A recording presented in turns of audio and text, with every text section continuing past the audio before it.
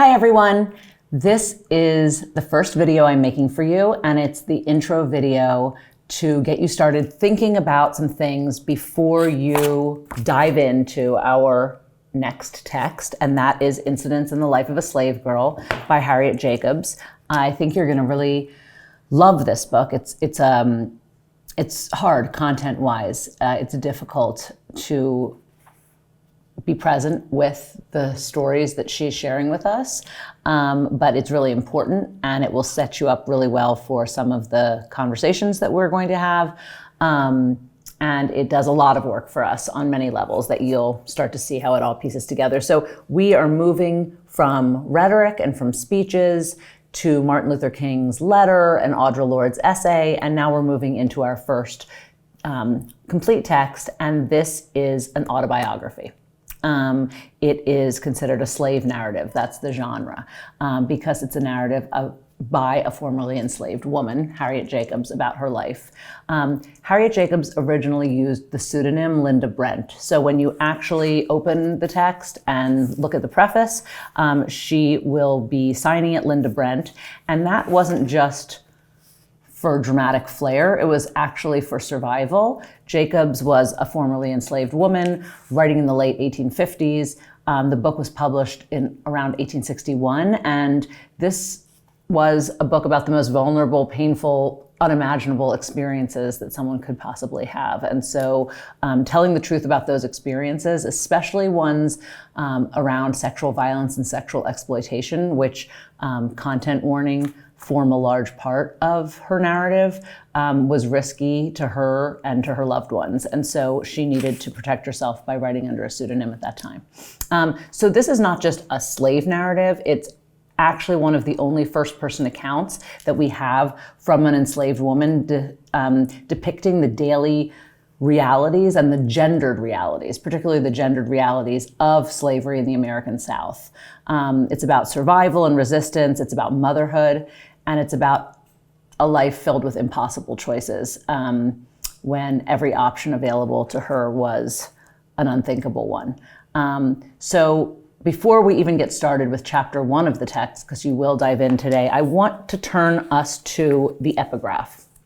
And an epigraph, in case you didn't know, this is something to take a note of right now in your English notebook. An epigraph, not to be confused with epitaph, which is what's on someone's tombstone. An epigraph, E-P-I-G-R-A-P-H, is a short quote that starts a text.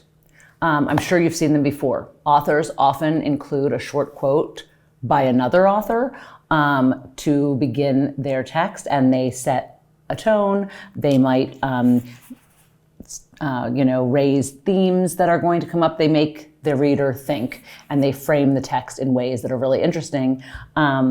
And so it's important to stop and actually take note of those. And Jacobs gives us 2 epigraphs to start her text. So if you aren't already there, I'd like you to turn to that page. That is before the preface. And there are 2 epigraphs here. The first one is quoting just a woman of North Carolina. And it says, "Northerners know nothing at all about slavery. They think it's perpetual bondage only. They have no conception of the depth of degradation involved in that word, slavery. If they had, they would never cease their efforts until so horrible a system was overthrown." And that's by an anonymous woman of North Carolina. And then the second quote that she offers us is from Isaiah. It's a biblical quote. "Rise up, ye women that are at ease. Hear my voice, ye careless daughters. Give ear unto my speech." And these are both really important quotes. So the first thing I want us to consider when we look at the epigraph is who the intended audience for this text was. And we've mentioned this in class already very briefly, but I want to make sure that you get it down now. And that is that Jacobs is writing in particular to white Northern Christian women. In the late 1850s, the abolitionist movement is growing, but it's still very divided. The country's sliding towards civil war. And even many Northerners that considered themselves anti-slavery didn't really have a great understanding of what was actually going on for enslaved people in the South, and particularly what that meant for women.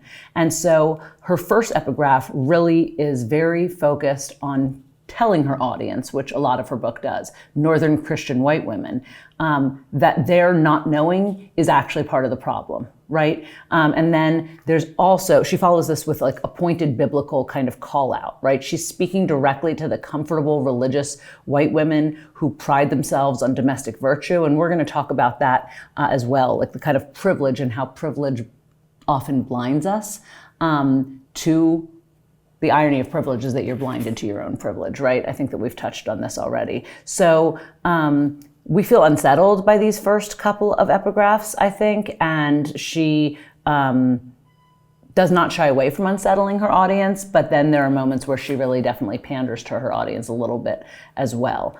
I want us to remember for every page of this book who the audience is, that she's writing for an audience of Northern white women. You'll see why I am insisting and perseverating on this point, because the kinds of strategies that she uses rhetorically and the kinds of allusions that she makes and the kind of metaphors that she employs, a lot of these could be really misinterpreted if you didn't understand how much she is brilliantly and very strategically and very intentionally tailoring this to her audience. So I want you to note that. The other thing that we're really going to focus on as you read Harriet Jacobs is close reading. And Alexandra can bring this up with you as well, but I want you to take a note in your notebooks right now about the difference between explanation and analysis. As you read this book, I want you to comprehend it. I want you to actually understand the story. That's an important first step.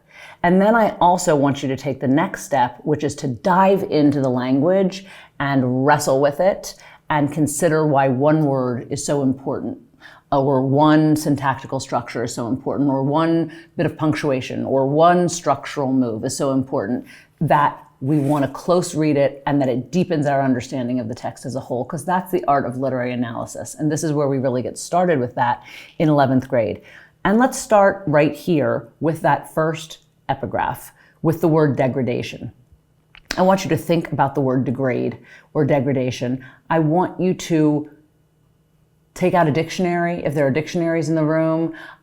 Maybe you can get a couple. There's a couple in the English department. Maybe a couple of you can run and get a dictionary. And just take a moment and pause and look up the word degrade and degradation and jot down some of the definitions of that word. Let's get some on the board so that everyone can jot them down. And let's jot them down right here on the epigraph. You might say, why are you perseverating on this word? Just tell us what it means. Because when we look up the word degrade and degradation, in that definition, we will find other words and phrases that deepen our understanding of the importance of this word and the way that it's associated with slavery. And we will come back to this at the very end of this text and talk again about the fact that she starts the text with an insistence on this particular word. How incredibly and unimaginably degrading the institution of slavery was for enslaved individuals and particularly enslaved women. And so that's where I'm going to leave us. We are, or you are, in my absence, going to read the preface by the author Linda Brent out loud. I'd like you to have a pen or a pencil in your hand. I think that Alexandra will have you take turns reading and or passing, and then you can get into the reading as a group for next time. The reading for next time is already posted to my GDS. It's pages 8 to 33.